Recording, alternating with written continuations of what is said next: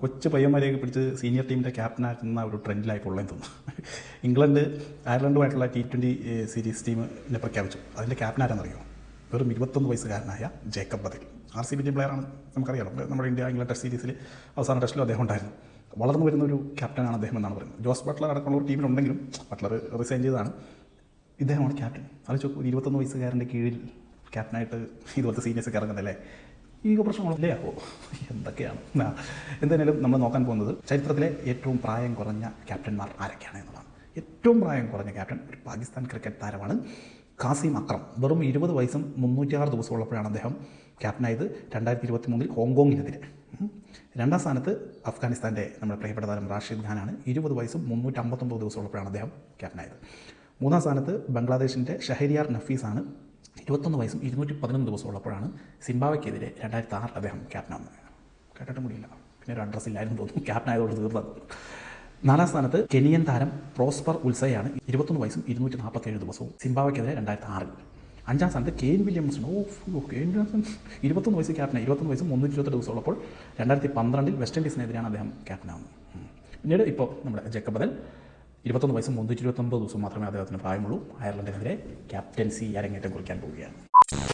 അങ്ങനെ Keralam cricket ലഹരിയിലേക്കാവുകയാണ്. KCL ആരംഭിക്കാൻ പോകുകയാണല്ലോ. അതിൻ്റെ ഉദ്ഘാടനവും ഈ ഗ്രീൻഫീൽഡ് സ്റ്റേഡിയത്തിൽ കുറച്ച് ഫ്ലഡ് ലൈറ്റുകൾ പിടിപ്പിച്ചിട്ടുണ്ട് കേരള ക്രിക്കറ്റ് അസോസിയേഷൻ. 18 കോടി രൂപ മുടക്കിയിട്ടാണ് അസോസിയേഷൻ ഈ ഒരു സാഹസം എടുത്തിരിക്കുന്നത്. അപ്പോൾ ഈ ടൂർണമെൻറ്റ് വിജയിക്കുമെന്ന് ഉറപ്പുള്ളതുകൊണ്ടാണ്.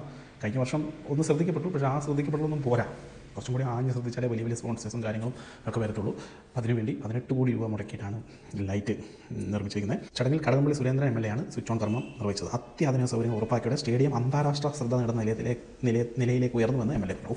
നമ്മുടെ സ്പോർട്സ് മന്ത്രി ഇന്ന് വിളിക്കാത്ത നന്നായി. അല്ലെങ്കിൽ പുള്ളി ചിലപ്പോൾ പറഞ്ഞാൽ വിരാട് കോഹ്ലി നാളെ വരും, MS ധോണി നാളെ വരും എന്നൊക്കെ പറഞ്ഞു കഴിഞ്ഞാൽ നമ്മുടെ മെസ്സിൻ്റെ കാര്യം അറിയാലോ. അപ്പോൾ ഭാഗ്യമുണ്ട് കടകംപള്ളി സുരേന്ദ്രൻ സ്റ്റേഡിയത്തിനെ കുറിച്ച് മാത്രമേ പറഞ്ഞുള്ളൂ. സമാധാനം.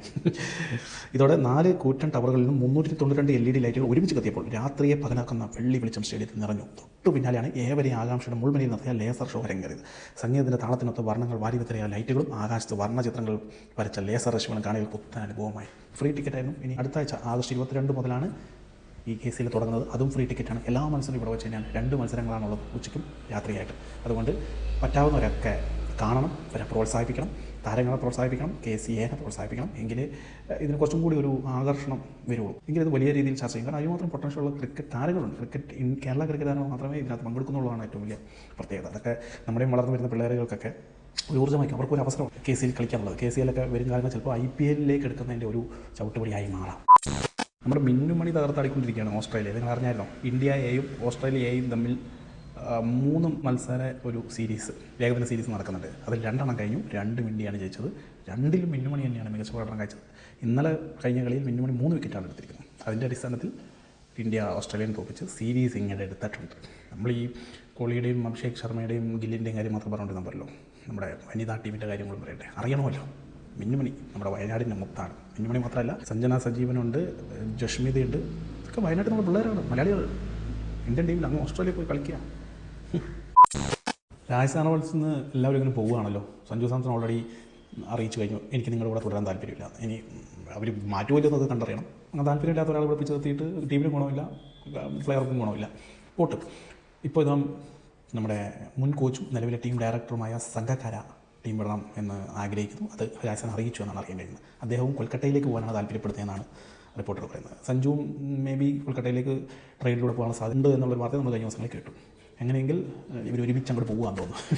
ആക്ച്വലി കഴിഞ്ഞ 9 വർഷം വരെ സംഘക്കാരായിരുന്നു കോച്ച്.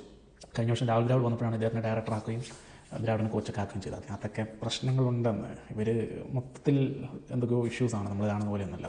സഞ്ജു സാംസണും ദ്രാവിഡും തമ്മിൽ ഇഷ്യൂ ഉണ്ട്. അത് കഴിഞ്ഞ സീസണിൽ നമ്മൾ അറിഞ്ഞാണ്. സ്വാഭാവികമായിട്ടും സംഘക്കാരെയും ദ്രാവിഡും തമ്മിലും എന്തൊക്കെയോ ഇഷ്യൂസ് ഉണ്ട്.